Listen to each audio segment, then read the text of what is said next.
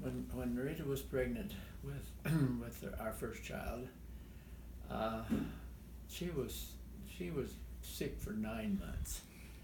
She threw up and threw up and threw up, and then when she was pregnant with our second daughter, she says, "I'm just going to eat black licorice because it tastes the same coming up as it does going down." And so she did, but then when she was ready. She was pretty close to due.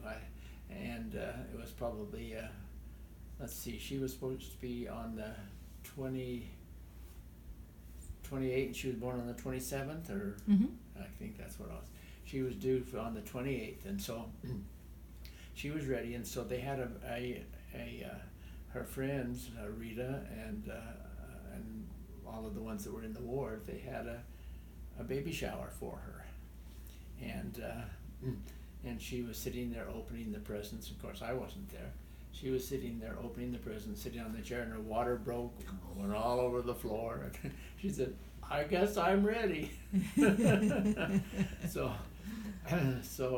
she was in no hurry. So she came home and told me what had happened, and so we got her all. We had the suitcase all ready to go to the hospital, and so we went to the hospital in Logan, and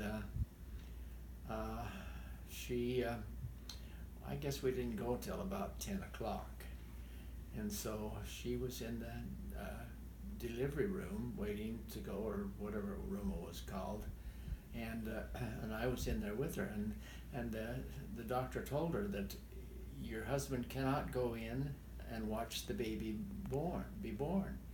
And she says, "Why not?" She said, "Well, because last year we had a student and his wife, and he was in watching the baby to be born, and he fainted, fell over, hit his head on a radiator, and killed himself." Oh my goodness. So that's why they would not let me go in there when I was glad anyway.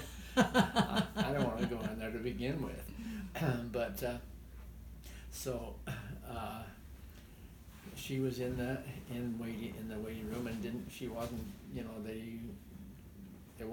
she wasn't enough dilated, so she was waiting there, and she was having so many pains in her back, and she said, rub my back, and I rubbed it, and I rubbed it, and I rubbed it, and then pretty soon it would stop hurting, and then she'd rest for a while, and well, so come 4 o'clock in the morning, I was still rubbing her back, and she finally had the baby at about 4:30 or 4:15, something like that, in the morning. And yes, we were both very, very glad. But she really had a hard delivery. So before the delivery came fine, so we found out we had a girl. And in those days, you had to wait until it was born, because nobody knew what you were going to have, and we didn't either.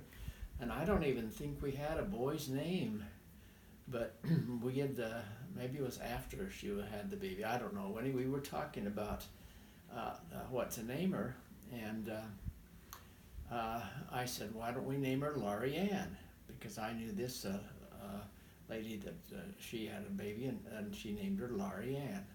And she said, "Well, why don't we name her Lauri Dee?" I said, "Oh, that's even better." And so we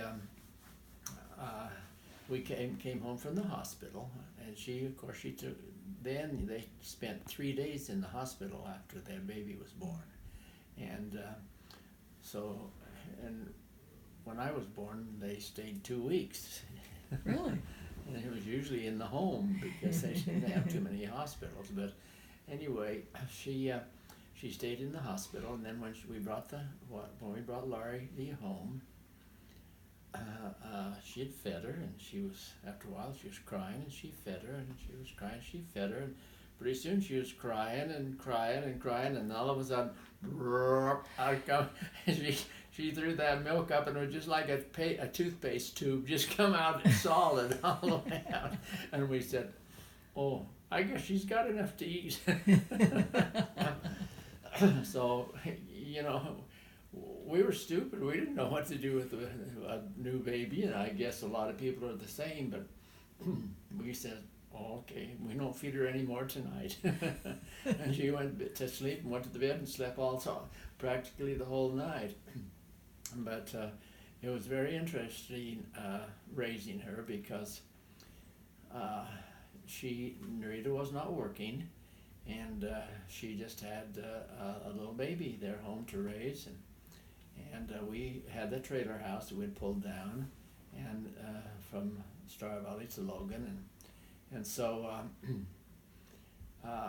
when 9 months came, Lauri Dee was walking, and she could even say a few words, and so we thought, oh, that's good. So we moved down to Las Vegas when she was, well, let's see, we moved down in August, so she was just about a year old.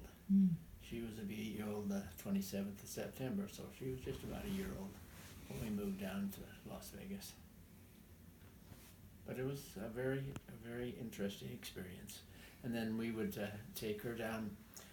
She was very small, but she could walk and she could talk, and so we would go down on Christmas time. We would go down on Fremont Street to see all the stores that had Christmas lights and decorations in it, and we would just walk, and she just had a sweater on because it wasn't cold then to us, and so everybody that was walking by, they said, oh, you have such a cute little girl. Oh, and you know, of course, well, it wasn't my fault. So we really enjoyed the first baby anyway.